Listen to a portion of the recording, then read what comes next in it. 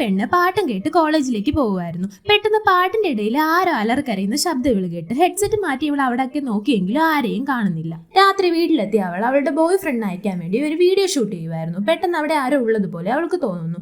അവൾ ആ എടുത്ത വീഡിയോ ഒന്ന് സൂം ചെയ്ത് നോക്കുമ്പോൾ അതിലൊരു നിഴല് കാണും. ഇതൊക്കെ കണ്ടിട്ട് സംശയം തോന്നി ഇവള് പിറ്റേ ദിവസം ഫോണിലെ ഫോട്ടോസ് ഒക്കെ നോക്കുമായിരുന്നു. അതിലൊരു വികൃതനായ വൃദ്ധന്റെ രൂപം ഇവള് കണ്ടു.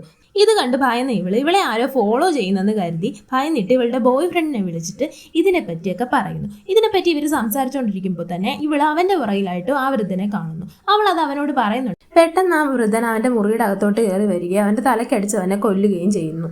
അവന്റെ മരണശേഷം അസ്വസ്ഥയായ അവള് കോളേജിലൊക്കെ ചെന്നിട്ട് വൃദ്ധനെ ക്യാമറയിൽ കാണുന്നുണ്ട് എന്ന് നോക്കാൻ വേണ്ടിയിട്ട് വീഡിയോ എടുക്കുന്നു.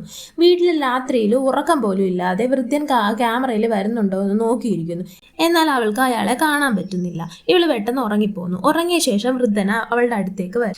ഇവള് ആകെ തകർന്നു പോകുന്നു. ഇവളുടെ വിഷമം കണ്ട് സഹിക്കാൻ പറ്റാതെ ഇവളുടെ അമ്മ ഇവളെ ആശ്വസിപ്പിക്കുന്നു. എന്നിട്ട് ഇവളുടെ അമ്മ അവളോട് പറയുന്നു പുറത്തേക്ക് ഫ്രണ്ട്സും ഒക്കെ ആയിട്ട് ഒന്ന് ഔട്ടിങ്ങിനൊക്കെ ഇവളോട് പോകാൻ പറയുന്നു. അങ്ങനെ ഇവളുടെ ഫ്രണ്ട്സുമായിട്ട് നടന്നു പോകുമ്പോഴാണ് അന്ന് ആ ശബ്ദം കേട്ട ഫ്ലാറ്റ് കാണുന്നത്.